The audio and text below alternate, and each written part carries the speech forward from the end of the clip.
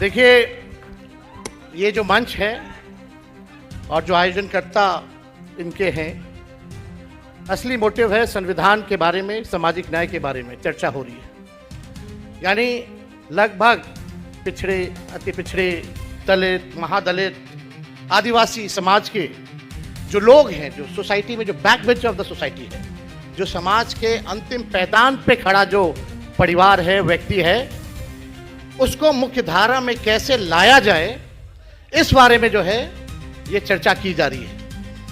और हम सब लोगों के जो पुरखे रहे हैं, बीपी मंडल जी हों, कर्पूरी ठाकुर जी हों, बाबू जगदेव जी हों, लोहिया जी हों। लोहिया जी तो कहते रहते थे, छोट का राज, वोट का राज मतलब छोट का राज, है कि नहीं? आज मोदी जी क्या कर रहे हैं? मोदी जी क्या कर रहे हैं और इलेक्शन कमीशन क्या कर रहा है? कैसे छीनना चाह रहा है? वोट की चोरी करके। यानी आपके अधिकार को ही नहीं, बल्कि आपके अस्तित्व को ही मिटाना चाहते हैं ये लोग। ये लोग वही दौड़ लाना चाहते हैं, गुलाम बना करके रखना चाहते हैं पिछड़ों को, अति पिछड़ों को, दलितों को, आदिवासियों को। लेकिन महागठबंधन के रहते हम लोग ये हरगिज़ नहीं होने देंगे। और आप सब लोग जानते हैं कि जगदेव बाबू क्या कहते थे, उनका नारा था, पहली पीढ़ी गोली खाएगी, दूसरी पीढ़ी जेल जाएगी और तीसरी पीढ़ी राज करेगी। आज हम धन्यवाद देना चाहते हैं आप सब लोगों को कि आप लोगों ने हमेशा हम लोगों के साथ खड़े रह करके प्यार, आशीर्वाद, समर्थन दिया। और मुझे गर्व है कि हम लालू जी के पुत्र हैं। 90 में जिस हालात में लालू जी को बिहार मिला था, जो भेदभाव था, छुआछूत था, आज किसी माई के लाल में दम नहीं कि उंगली दिखा करके भी बात कर सके। लालू जी ने क्या किया? किसी के खिलाफ नहीं, लालू जी ने बस वही किया कि तावा पे एक तरफ रोटी सदियों से जल रहा था, लालू जी ने उसको पलट दिया।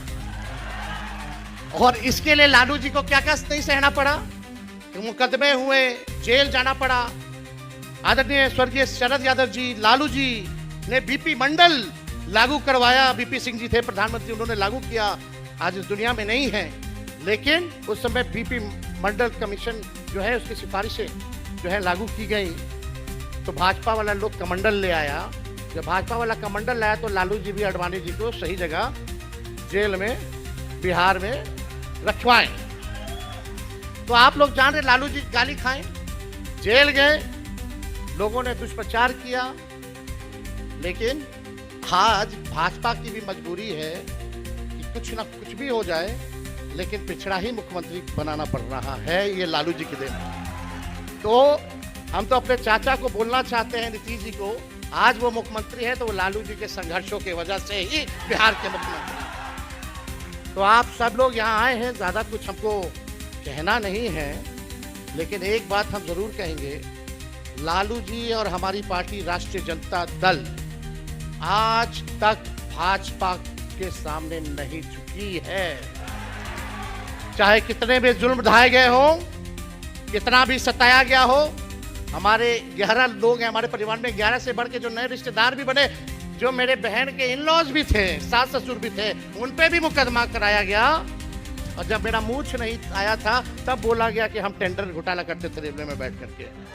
हमारी भ्रूण हत्या कराने की कोशिश की गई थी जब हम राजनीति में आए थे। तो लेकिन ये लोग भूल गए कि लालू जी का खून है मेरे अंदर। जब लालू जी नहीं झुके तो लालू जी का लड़का डरा जाएगा। अरे लड़ने वाले हैं। आज वही भाजपा के लोग कर्पूरी जी को गालियां देते थे।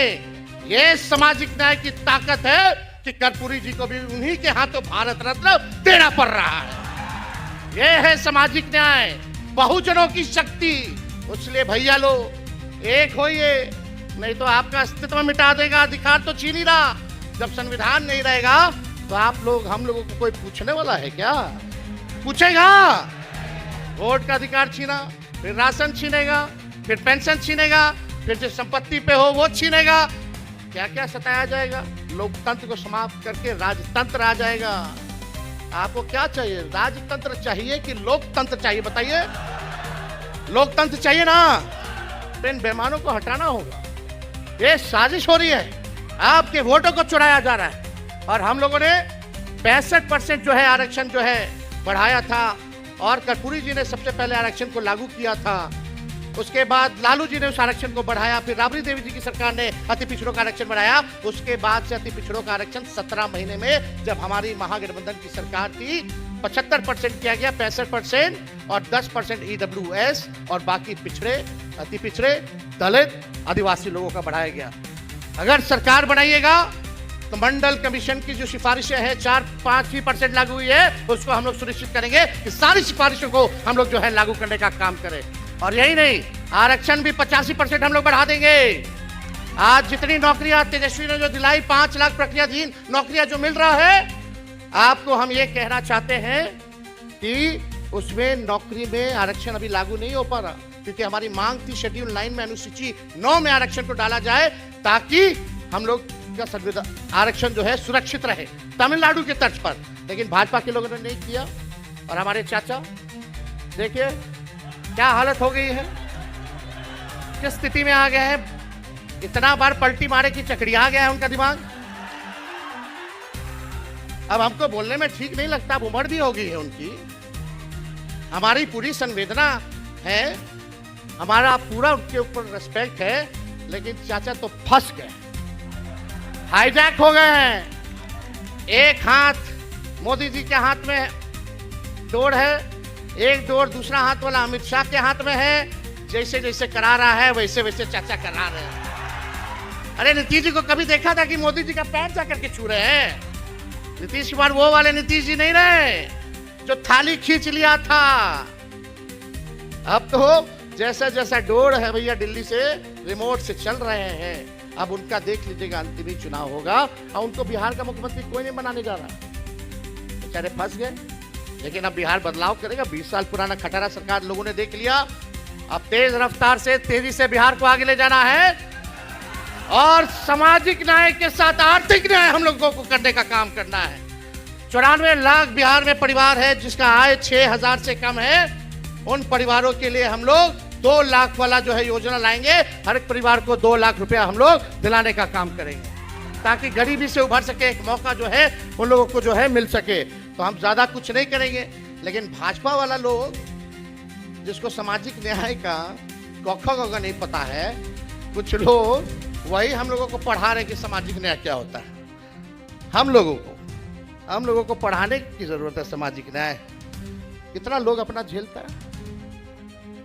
तो आप सब लोग यहाँ आए हैं, और हम धन्यवाद देना चाहते हैं नेता प्रतिपक्ष लोकसभा के आदरणीय राहुल गांधी जी को, कि इस मुद्दे को लगातार जो है लड़ाई लड़ने का काम कर रहे हैं। 2019 में हम लोगों ने यात्रा निकाला था। 2019 में चुनाव से पहले राष्ट्रीय जनता दल ने क्या यात्रा था?